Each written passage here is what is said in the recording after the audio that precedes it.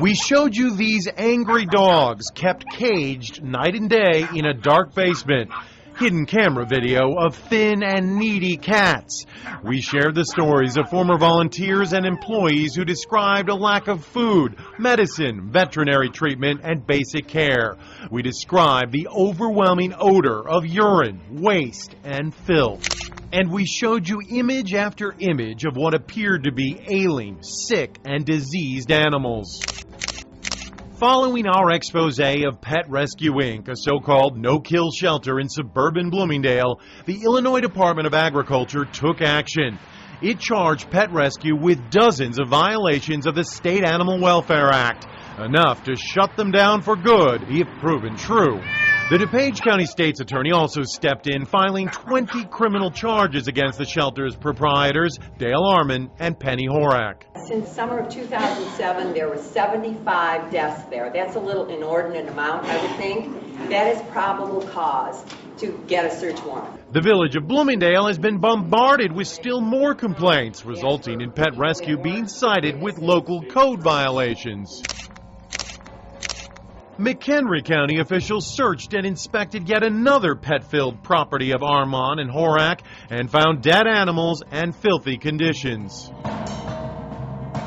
And the State Attorney General's office said until Pet Rescue properly accounted for its finances as a nonprofit, it could no longer solicit funding, donations, or grants. That's a lot of government doing a lot of things about Pet Rescue Inc.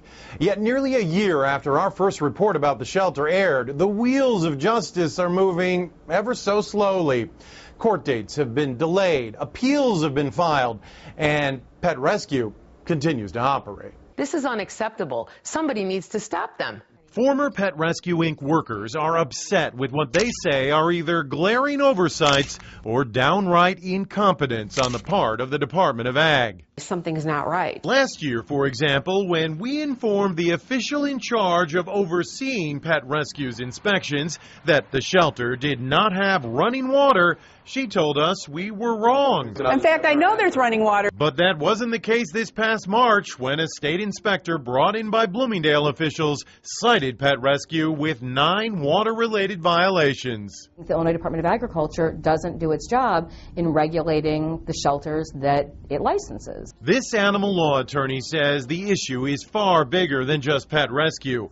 She's just examined hundreds of Department of Ag inspection reports from other shelters around Illinois, and she's appalled by what she's found. It's amazing to me how frequently a citizen will say the place is filthy, the animals are not well, and the inspectors always say everything looks fine. There should have been vet records requested, and there should have been violations. Even more astounding, Travis says she's also found dozens of inspection reports of Illinois shelters that were turned in completely blank. Here's a shelter in Chicago. The dog's ears are infected, had a leg amputated.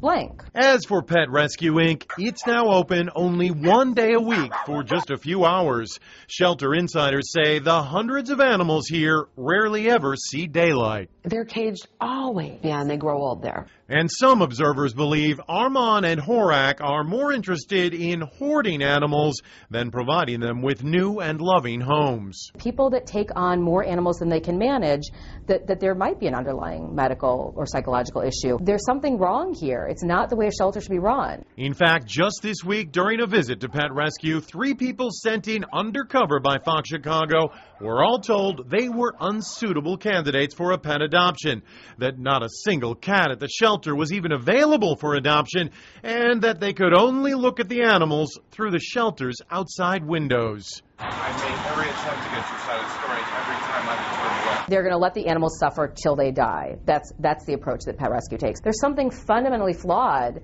with the fact that this has been going on as long as it has.